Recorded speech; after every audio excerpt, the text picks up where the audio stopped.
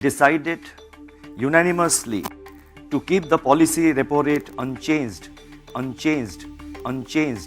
at 6.5%. The Monetary Policy Committee RBI की MPC meeting शुरू होने के साथ ही कयास लगाए जा रहे थे कि आरबीआई इस बार फिर से रेपो रेट में 25 बेसिस पॉइंट यानी 0.25% का हाइक कर सकता है। ऐसा इसलिए क्योंकि हाल ही में federal reserve, European central bank, bank of England समेत दुनिया के तमाम सेंट्रल बैंक्स ने ब्याज दरें बढ़ाई थी। और ऐसा अमूमन होता है कि जब बाकी देश के सेंट्रल बैंक्स ब्याज दरें बढ़ा देते हैं तो आरबीआई को भी इजाफा करना पड़ता है, लेकिन इस बार ऐसा नहीं हुआ और भारतीय रिजर्व बैंक ने गुरुवार को रेपो रेट में इजाफा न करने का फैसला किया है, यानी ब्याज दर 6.50% बनी रहेगी।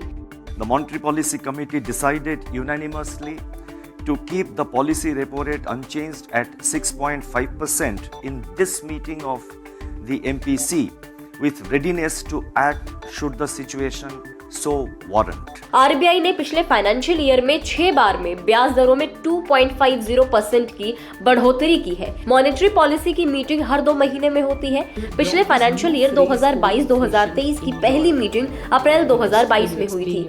तब आरबीआई ने रेपो रेट को 4% पर स्थिर रखा था, लेकिन 2 और 3 मई को इमरजेंसी मीटिंग बुलाकर रेपो रेट को 0.40% बढ़ाकर 4.40% कर दिया गया था। बता दें कि 22 मई 2020 के बाद रेपो रेट में ये बदलाव हुआ था। इसके बाद 6 जून से 8 जून को हुई मीटिंग में रेपो रेट में 0.50% इजाफा किया गया।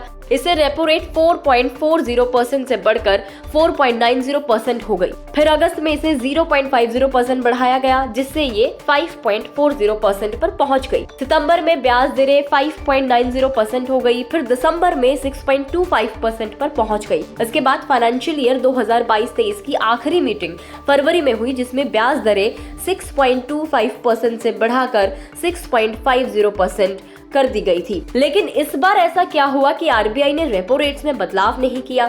दरअसल आरबीआई इकोनॉमी में जारी रिकवरी को बरकरार रखना चाहती है, इसलिए दरें नहीं बढ़ाई। आरबीआई गवर्नर शक्तिकांत दास ने कहा, इकोनॉमी में जारी रिकवरी को बरकरार रखने के लिए हमने पॉलिसी रेट में कोई बदलाव नहीं किया है, लेकिन जरूरत पड़ने पर हम स्थिति के हिसाब से कदम उठाएंगे। तमाम ग्लोबल टेंशन के बीच भारत की इकोनॉमी मजबूत बनी हुई है। The Monetary Policy Committee decided unanimously to keep the policy repo rate unchanged at 6.5% in this meeting of the MPC, with readiness to act should the situation so warrant. Consequently, the standing deposit facility, that is SDF rate, will remain unchanged at 6.25%, and the marginal standing facility, that is the MSF rate, and the bank rate at 6.75%. The MPC also decided by a majority of 5 out of 6 members to remain focused on withdrawal of accommodation to ensure that inflation progressively aligns with the target while supporting growth. Let me emphasize that the decision to pause on the repo rate is for this meeting only, but inflation is 6.4% as per the February reading.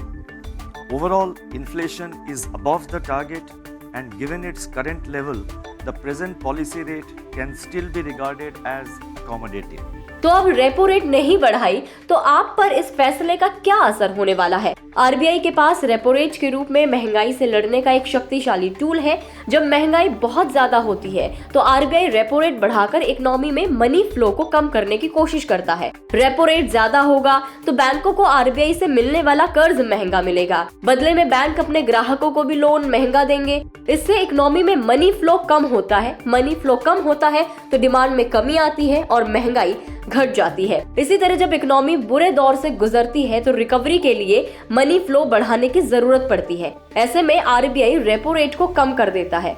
इससे बैंकों को RBI से मिलने वाला कर्ज सस्ता मिलता है और ग्राहकों को भी सस्ती दर पर लोन मिलता है। इस उदाहरण से समझते हैं हम। देखिए, कोरोना काल में जब इकोनॉमिक एक्टिविटी ठप हो गई थी तो डिमांड में कमी आई थी। ऐसे में आरबीआई ने ब्याज दरों को कम करके इकोनॉमी में मनी फ्लो को बढ़ाया था। आरबीआई गवर्नर ने महंगाई को लेकर कहा कि ये अभी भी महंगाई आरबीआई के टारगेट से ऊपर बनी हुई है। आरबीआई गवर्नर ने भारत के बैंकिंग और एनबीएफसी सेक्टर को बहुत मजबूत बताया। उन्होंने बेहतर रबी फसल से ग्रामीण मांग में सुधार की उम्मीद भी जताई। रुपए को लेकर आरबीआई गवर्नर ने कहा कि 2022 में रुपए की चाल काफी व्यवस्थित रही है और 2023 में भी इसके बरकरार रहने की उम्मीद है। उन्होंने कहा कि रुपए की स्थिरता और मजबूती को बनाए रखने पर आरबीआई का लगातार फोकस है। जानिए महंगाई के आंकड़े क्या कहते हैं। देश में फरवरी महीने में रिटेल महंगाई घटकर 6.44% पर आ गई है। जनवरी 2023 में ये 3 महीनों के उच्च स्तर 6.52% और दिसंबर 2022 में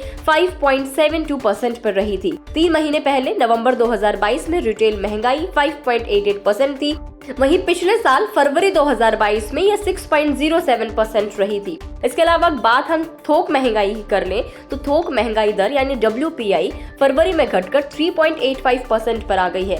ये 25 महीने का निचला स्तर है। जनवरी 2023 में थोक महंगाई दर 4.73% रही थी। दिसंबर में थोक महंगाई दर 4.95% रही थी। ऐसे में आलू, प्याज, फ्यूल जैसे आइटम्स के सस्ते होने से महंगाई में गिरावट आई है। महंगाई कैसे प्रभावित करती है? महंगाई का सीधा संबंध परचेजिंग पावर से है। उदाहरण के लिए यदि महंगाई दर 7% है तो अर्जित किए गए 100 रुपए का मूल्य सिर्फ 93 रुपए होगा। इसलिए महंगाई को देखते हुए ही निवेश करना चाहिए, नहीं तो आपके पैसे की वैल्यू कम हो जाएगी। तो इस रिपोर्ट में इतना ही। आपको आरबीआई का फैसला कैसे लगा हमें कमेंट करके जरूर बताएं। अगर आप इस वीडियो को फेसबुक पर देख रहे हैं तो फेसबुक पेज को लाइक करें और अगर आप हमें यूट्यूब पर देख रहे हैं तो गुड रिटर्न्स के यूट्यूब चैनल को सब्सक्राइब करना ना भूलें।